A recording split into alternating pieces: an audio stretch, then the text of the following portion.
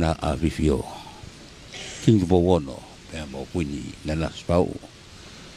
Una area a Falelotu Fakamanatu o Siaosi Tupou uluaki.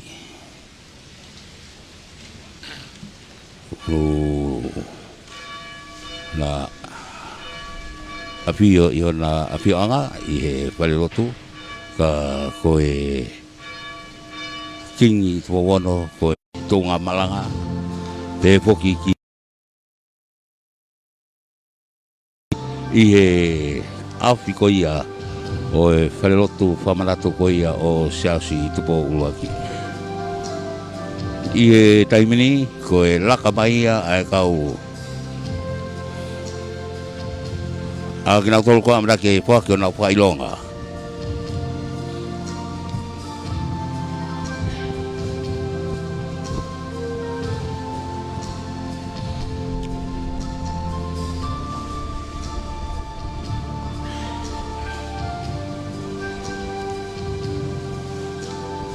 Oi o taki pai pe ai kau langa mai e kau po ki pai longa. Ko kau to kita melana poloka pe ki a ko kau to kita kumate a kata ko kau tali ai ni mai to kita ko kau to kita tali ai ni mai to pe muy mai mo kau pai ako mo nau tolu ko amna ki ke po ki ai pai longa ai au ku ko nga tolu ko ko au ki ni tali ko konga honowa ko ai konga honowa ko o wau ai a para pe andema po petai hono lima ko lisko Sia'atoutai pe foki ko tu ke lotu aiki mo famatala ai a o polkalama ako pe mo Moimoi o Sia'atoutai School of Ministry for Drugs and Abuses. Pe ki he polfola ai kau ma'o whailonga. Ai koe luke wahiwa vesi ni mapitu ki anoa. Hokat ke andema ai skaiona. Koe Sia'atoutai ia.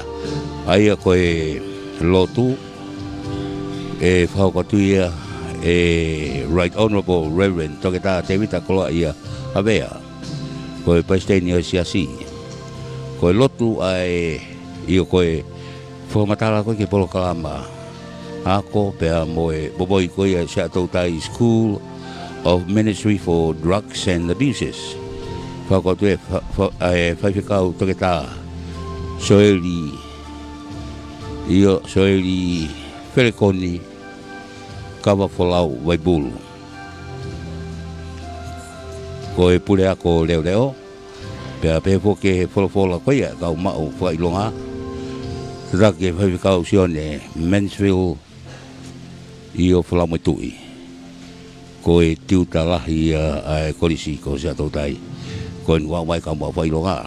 Noi kau whai ako he taimini. Rau kei tu pei o longa fata pe mo siasi ano kotoa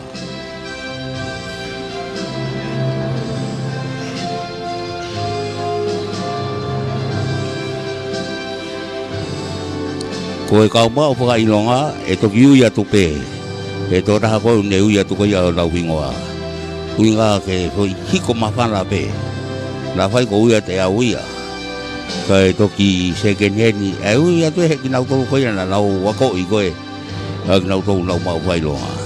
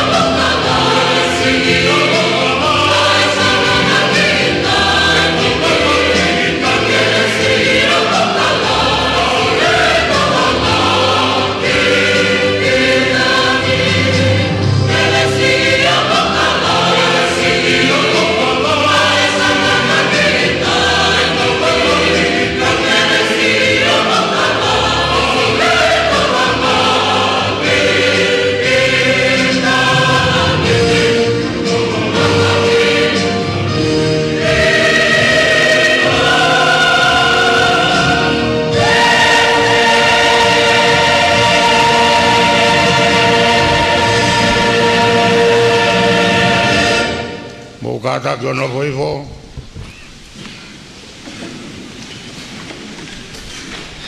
Ke download. Ai a fiona ko ta mai alo mo lau mari ma on ko to tolu ka ko tape. A fio Tupou ka mai conference ka do mo korisko Sia'atoutai o Fakamanatu he kolos ko ni ma o fulta we ene kei misteri be kia tiki mauto. Ko finangalo ke mau fa he po uri ke ilo e ngahi misteri o ia fiona pea moho tau hi o whai ki ho kakai. Mau amanak ko ngawe koen ko mau whai mau ilo ai ha konga si kato katoa o ia fiona. Whabda e whakalago e whiarerei tamatui King Tupou ono. Koe lang o aho tau e tolongo fulmawha. E ke a whio e taloni o Tonga ke whakalang e ako whakalot kalafi mo e ako whakateolosia e Tonga. Mau whakataya tu kau higo tauni ke i tūholoa ke tāpua ki pa moe manu o mo koia ene a whio ke whainga ako koe ni o whai o kakai. A whio e raine koe ni koe Nanasipau'u Lord filake pae ka mahe o no pere uhi tofo he ki tawa ki pulu ka maha matapure se kai dai lahi ka mahe conference ka kato ma won ke mau kau ngā whakawhetai e i kona ko whai e koris ko Sia'atoutai kau whai ako ka mahe ka wako mo ngāwe lahi ko nau whai koe ahi pē ke inas e fu misteri koe kato katoa e a whiona. Ngai mātoa e kau tahi whanau whakata mua ki mautolu ke mau whai e o au koeni ke whailonga e a ikuna mo lang o whaki he conference maene kau ako ka ke lang e a whiona mau whatukiani ia Sisu Christ ko alo kako mau whamu ui.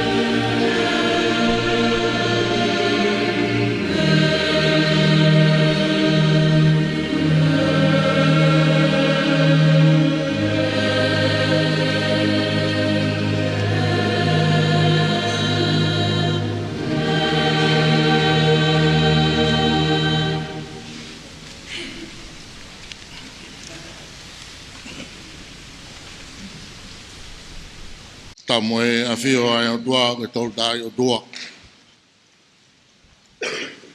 Tamo e tu fonua. Falelotu Fakamanatu o Siaosi Tupou aki. Tapu mo e hau tupu a Tonga. Ki indu po wono. Tapu mo e tahine kuini. Kuini Nanasipau'u. Tapu mo e kaha umeri o Tonga. Tapu mo Princess Salo de Mawhire o pilo levu tuita. Mo e hou eiki o e whanua. Tapu mo e o tuha pai. Tapu mo kofe mo a whiaki. Tapu mo kawatoa. Kau maa e ngahi kawha. Tapu mo e seao e haoni. Kantai paesteni o e Sia'atoutai. Tapu mo e skei tai lahi o e Sia'atoutai. Kau maa e hou eiki conference kakatu. Kono te au mata. Whawhetai ki lang tau potu. I au sia e Kristo i tau whateolosia ko Sia'atoutai. Aine kātoa ngā hiri whakamatai tohi kono tolungu fulu maawha. Nai kamata pē koe ki me mei tenga. Nai hunu ki pē pē moi tui. Fui aki pē ai kles o e lotu pē moi tauhi lotu. Ai konfeni se sas Wesleyan na tau atai na o Tonga. Ke moi whare o Tupou pia mohono kakai. Ahau ni ko hoko koe fua kau, ko wha maal holo ke ai ha whamiri. Ha kolo ha sias mo ha Tonga. O kuongongo sia mo pupto i he whanonga. O ko te mahalo koe ki i santungu aia. Ka e toi wiki e hai e ku whanau tama. Mo ni bea pensimani tui ku plau mone. Nā mo e maari e whakamotu. Nei whatu bea e pokalama Bachelor of Divinity mo e visone e whatu tangata. Nei kaukau a bea e tunu ono namoa bea whai te unga bea tuki ono lamu. Ko klaisia ono takumua. Lau maari e maoni oni ono tākaua. Amanaki monu ia be ai sia tangata mo sia whiwhine i he api ko nāfualu. Tau e tongo fuma whaako ni ko whamonia e korisi ki ngā i tō wako. Oku nā umatua tua whiunga i he tui, pia mo e whakamatala tui. I he lotu, pia mo e tau hi lotu. Ko whakawa matapā e ngā i tō wako ki hako mā olu ngā i tō ngani, pia mo tō pureanga. Ko hoko e ngā i laine whikau aki, na me ngā i sino tatau i muri. Kamata pēia i he Pasifiki o Whaiatu, i New Zealand mo Wesleyan, o kau mai kai me mo Amerika. Toki ki mui ni mai e whakawa e matapā i Jerusalema, i ako ki he rea whakahepelu. O whai e tokanga ki ngā i matapā lahiange ka ko lawa, e ka wako tutuku o e korisi. O whakawa matapā i a te nau tolu pē e ngā i ako angala lahi mo le lei, i tu apureanga mo mamani. Lolotonga whai e area mo ngā i ako angata tau i Australia mo New Zealand. Kia whai ka maari e hatonu atu pē tau kau mau whai longa ako i Bachelor of Divinity pa me Sia'atoutai. O whai e Master in Theology Research. O i kai toi fōhake i he Master in Theology courseworks. Ko Pacific Theological College i Fisi. Nai whawhawai e tau kaua ko pe whlala ka e konferensi kano teu e kau whai ako ke kāu. Pea mo e te kau whai whakau. Ko mea i he konferensi kakatoa e ririulahi ko hoko ke apea koni. Pea mo e vai more me he apea koni e kloa whakamento tisi nā tau mana koi. Ko hinga e whai ai tuki ke ngāhi whai ka maari e te tau. Ke mau e ngāhi ako anga whakateolosia mo whai e kumenikare. I tua pureanga. O ka nāke ka kato i he tau kahaua e tō wako i ake ngā motua o e pōkalama piti. Taim tatau ka nāke i whakamatai tohi e tau kahaua i pē. Ai uraki tō wako i ake ngā fuautaha o o Bachelor of Divinity i e kolisi. O ku whatu tangata mo whiwhine pehea e honi. I he whiawhia ke tori e ngāhi fua o e kakawa o e kau pureako fis mua o e tau e tongo furu mawha ko hiri mo ia o e honi. O mnak foki ke to e whakafoki ke he kolisi e programa aku to e whakamoni aku whakateolosia mo e tau kakai na iloa peia e ngāhi tō wako ko e programa aku whakatonga. Hiri ano whamoni, ano fuiwi, i ano teui, e tau kau whaifkau me kau se tuata. Ko hika ngai whi mau viviri, ai ngahi programa ako e kolisi. O tu holo ake ai veke e kolisi ke teui a kau whai ako lelei, mo aonga ki he kahau. E ka whanonga lelei e ngahi pōta anō, me ngahi sima whakatōpureanga i he malaeni. E kai fuolo ako ave he kolisi, moa poupou e whai me he konferensi, ani ke hoko atu ai teu ke ngāwe. E kai kakato e whakawani kai oa ko hu moa whamalo, e whare o Tupou, nge koe ko mea aki e sea. E pou kaua, o e ako Falelotu kalafi Tonga, mo e konferensi. Te ki hala e rika, mamao e wharelahi, ki e matasia e toutai ola. Pe mo ke kalais ia, mo keres ia, ai langa ki i tāni. O kei honga ia e kolisi, mo kei kaua e ne polokalama. Ko ika kei mo koi, ai feituna, e whakamalu ai polokalama ako ai kolisi. I o mawhai. Ko e fui monu ia, ki e tō wako, pe mo e tō wako. Whaingo fuang e whakawa matapa i tō pureanga. Mana ko ange ka wak Sia'atoutai e ngā sino whekawaki. Pea ngā haolo e whetutaki mo e whetoni aki. Whangmaringi ko iau maa whana kehe e kolisi e kei haerea mo whaki. Ngā whakailonga whakako maa lunga o ange ko iau ni. Tana ki paesteni mo skei tai lahi puate ako me konferenis kakato.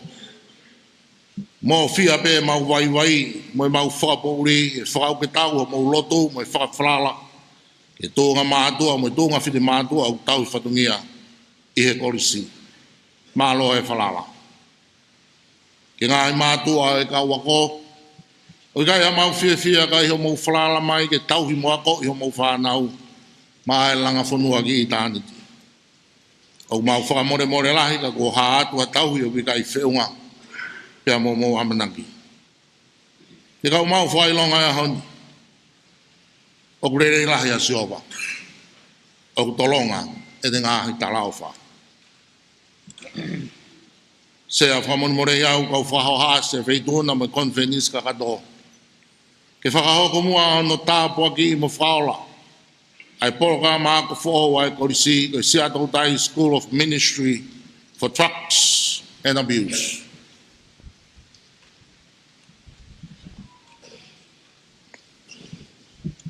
Koe polo kalamani, koe konga ia, e lukuluku, e kolisi, ke hoa a whakafonua. Whikau aki mo e whaitoko na tapu mo e aisi. Koe amanaki ke teu i e polo kalamani, ha tau tangata, mo ha tau whiwhine whiungange. Ke ne toni ia e siasi mo e konferensi, i e whaingata a whakafonua koini. Sea ko whaipeo no Moimoi, e polo kalama koni, pe au toi nai ngahi, whiunu, ke lalanga ki ai. Ka ko tari he poate ako ai kolisi ke momoi atu. Whaasi o kou whawhonga atu e pure e kolisi pe mo e kolisi loro tonga. Whia mo e honga ia i he lotu, mo e tahui lotu lelei o mo whia. I he ao e otua mo e siasi. Maurea whatahape mo e punake. Ka holohi whamamani mo no ngahi mea masani. Ko e tātaa te utui pau. Ko ku futunga mau. Tala monua ke o hapai mo siu perikola close half of the steady level e whaoha tua whatu. Ko e whamatala a polokalama ako pea mohe io. Pai kosko Sia'atoutai School of Kore ki kau mau whailonga e hon, mau mea haki ki olonga. Ministry for Drugs and Abuses. Ane whakatuia e Lawa whaikakau tua tau folfola. tau tā soeri. Pere koni, Paya ki Ka whalau waiburu. tuunga o ia hon. Mo e popoa ki tala monu. Ia whanonga mo hangatu ki ai. wholofola kau Prosperi o sisu wailoa. klaiso na hiki tohe. Whaikakau sione. E loke. Hiwa e wahe. Mansfield, whalamutui. Matalau be me Koe tiutalahi. imang fulma fitu e vesi. Ke onong fulma wa. Luke vai hiwa ves ni mafitu. Onong fulma wa ya o pehe ono whalea. Te lolo tonga e nau whanonga i he hala. Na e lea hatu kotaha ki a te ia. O pehe. Eki. Te mui ki a te koe. Neongo pe koe whē ha potu. Te ke mea ki ai. Te pehe e sisu ki a te ia. Koe whanga fōki si o ki ai hanau tafu. Mo e whanga manu puna o e ata. Hanau pununga. Ka koe whanau tama a tangata. O ki kai si a potu. Ke o lunga ki ai hono ulu. Kia ne mea ki ato taha kehe. Mui koe ki a te au. Ka katari e ia. Eki. Ke tuku mai au ke urele mua. O tanu si e ku motua. Kia ne pehe ki ai. Tuku ke kau mate ke nau tanu ai mate anau tolu. Ka ke alu koe o malanga aki. Ai pureanga o e otua. Pea lea e hataha ke he foki. Eki. Te mui ki a te koe. Ka ke tuku mai mua ke o whai e ku tatau ki a te kinau tolu i api. Ka ka pehe e sisu ki a te ia. Ko ia o kuala ke whakauri ai palau. Mo kilo ki ngahi mea i mui. O ki kai tene tuha. Mo e pureanga o e otua. Amen. Mo mea hiki.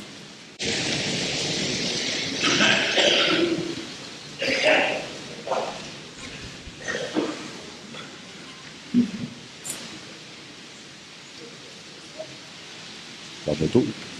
Poko atu ki he andema ko e skaiola. Pe he koi Sia'atoutai ve. Nau whaihua o William i Matalawe.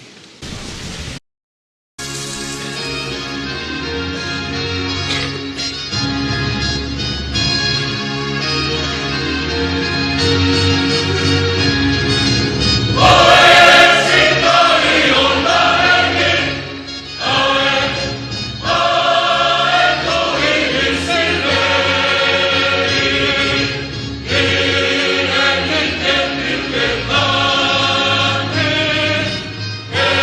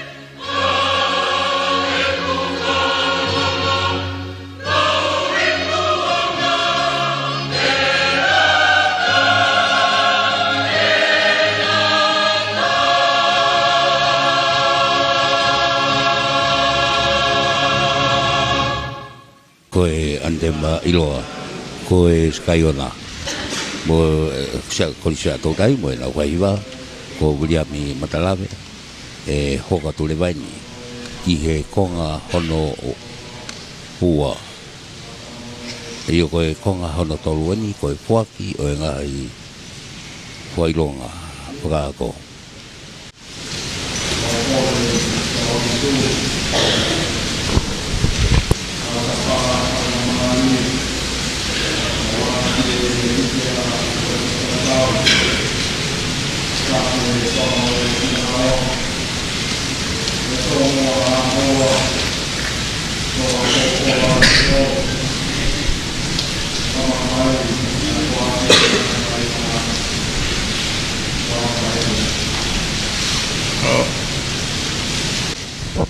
Koe sea ia o e kom Sia'atoutai pa fikau to ta ne li tali ai mai to hono pa fe a ene afio e to for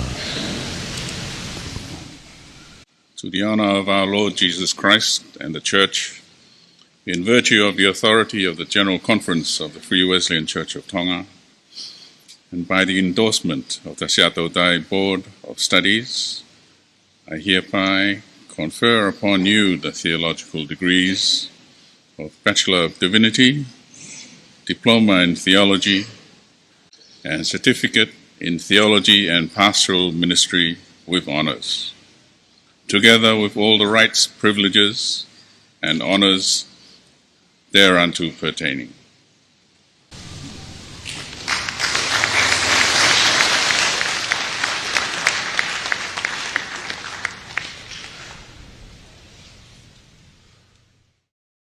Whakapapalaki, mo e whakatulou. Kai ui atu moa e kau mau whailonga, whakako. O tūtū ne poate ako e korisi ko Sia'atoutai, komit Sia'atoutai, pe mo e komit konferensi, ke whaki ke te nau tolu, e ngai whailonga whakako, o e kātoa ngani. Tēnei whio, a wheitau raro, ke whake ange ngai whakalangulangi koe ni. Tau kamata bebe me he polokalama ako, Certificate in Theology and Pastoral Ministry with honors. O kuiaia e toko taha koe ni.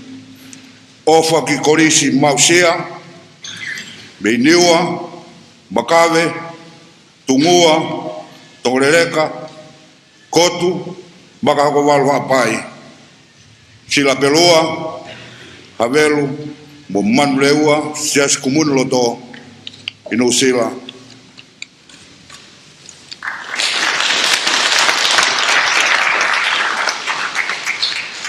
Polokalama Diploma in Theology, Maretino Frausi, Lapaha, Halalo tonga tapu, I hifo niwa tok tapu, moloto foa hapai.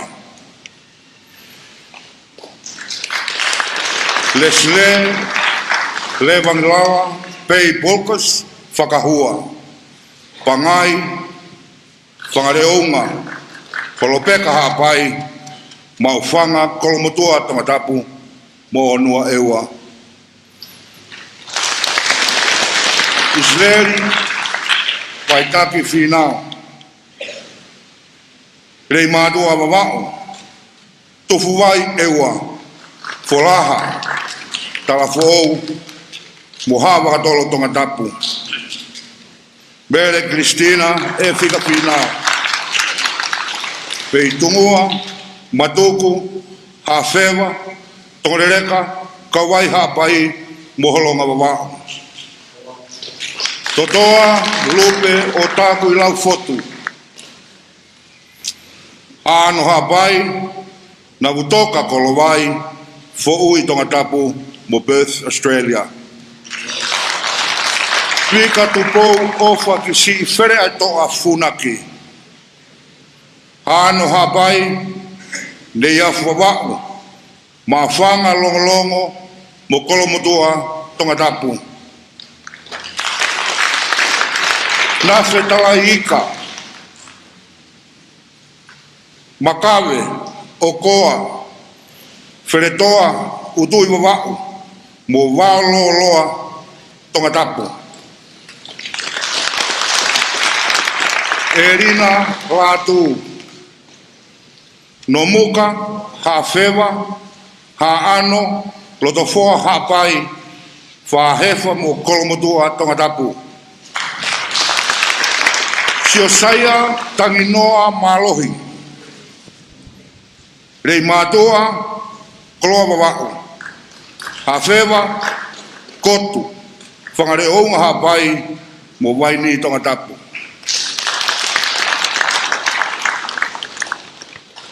Orivia, whakahua Moimoi.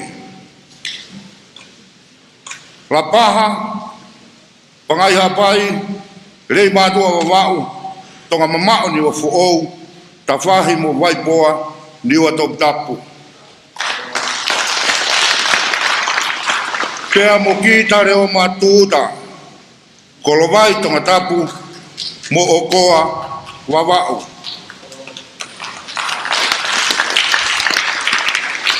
I polo kalama Bachelor of Divinity, o kaya toko tafago ni Daniel V. Inga Askia, Longomapu, Taoa, mo waipua wawau.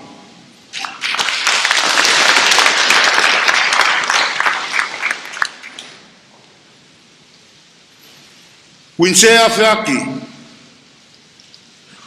Pangai, whanganonu, o ua hapai, rei mātua, mataika, wheretoa, mo mangia wawau.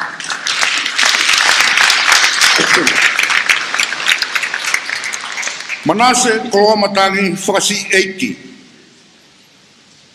Me tawhahi, hihifo niwa top tapu, kapa wawau, mo hua tori tori, tonga tapu. Te vita, steri mani, whinewheu iaki. Mei tungua, lo whanga hapai, ngere ia, mo kolomotua tonga tapu. Talakai fua wao. Mei holonga, mataika wawau, ha ano hapai, mo puke tonga tapu. Karisto feni wakasione likiafu. Nei pētani tonga mama moang ha eua.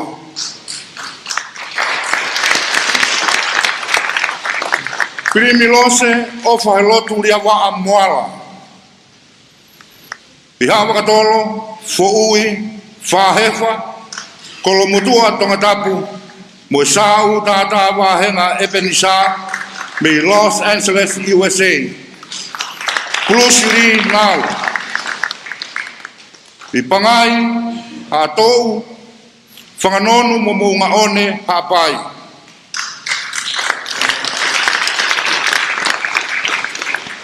Finaulahi, Soakai Jr. Me Martinez, California, UMC, USA. Faleloa hapai, mo noa papu wawau.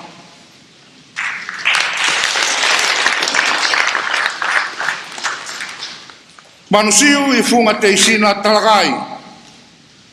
Te mei holonga, pangai motu, halau furi wawau, mo puke tonga tapu.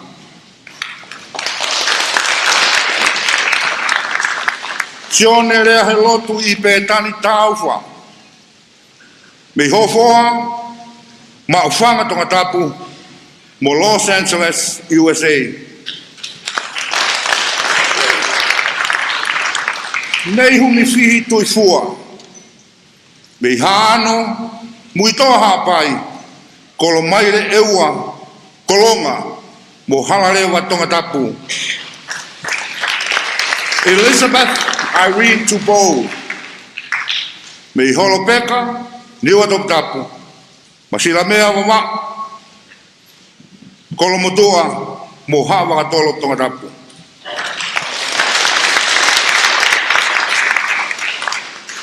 Pea mo resieli waya tanga. Fotuhaa, koulo, niwa tok tapu, mafanga, mo halawawe, tonga tapu. Katoia toko wano, e nau maufukailonga kia o ni malo.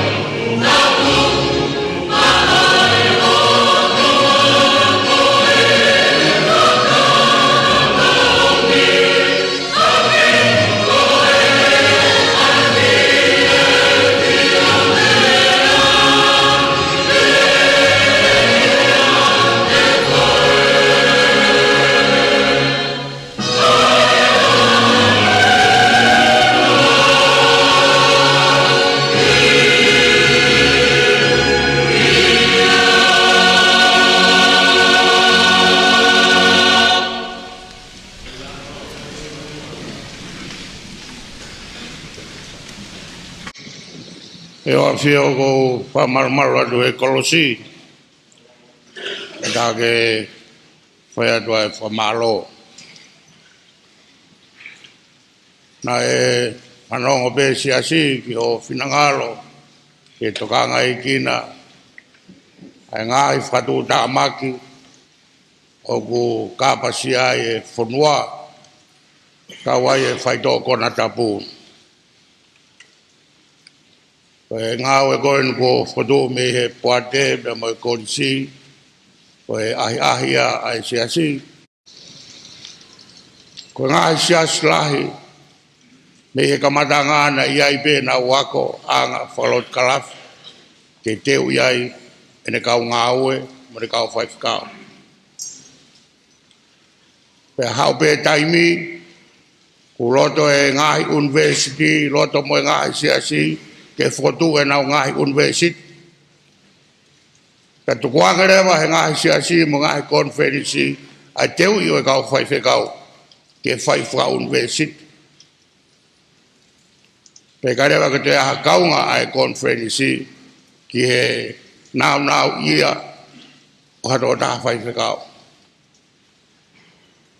o unu ai siasi ki hala tatau ke fotu university ako whakatau ake pe e whakapoto e conference kakato i hatutun e whai whekau mo iako whai whekau pe ulele yang hono whai whakau university pe ulele yang pe teu e kau whai whekau ke whamaru pe ia i e conference koe o mau whakatau ake pe ia ia kahau e turoa mai whatongi a koe ni kua tūtūni e siasi ke whai e korisko Sia'atoutai ai ako Falelotu kalafi pe mo teu e kau whai whekau ko tau kaha uia tau lot ke hoi fua mai alangi e kei tūhoroak aho tau monu ia o kei ako ipe tau kau whai whekau ke wholofora pe ke nau ilo ke whinangalo e o tua wa maro taine koe ni a maa hoek ngai mātua conference kakato ko formalo ki he ton pure ke pure ako fai lesida mo kau foi ako poate ako ai korisi ka mai korisi Sia'atoutai malo e ngawela o vage tapo ga pe o tua e tau fronga o fai ke kau te ulevere vai malo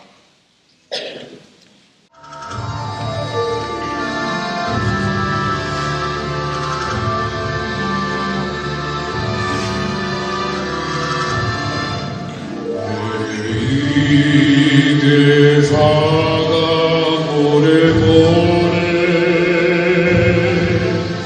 eguma ida lamata kemele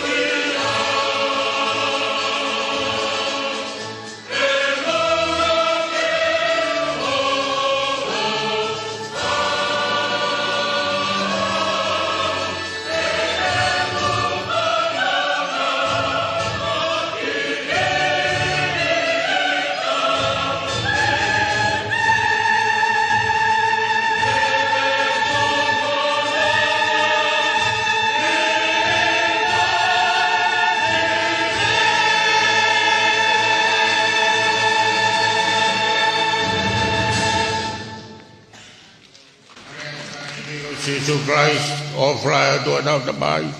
Masio ila mare maunu ni ke tau tol ko to bia o tangata. Amen.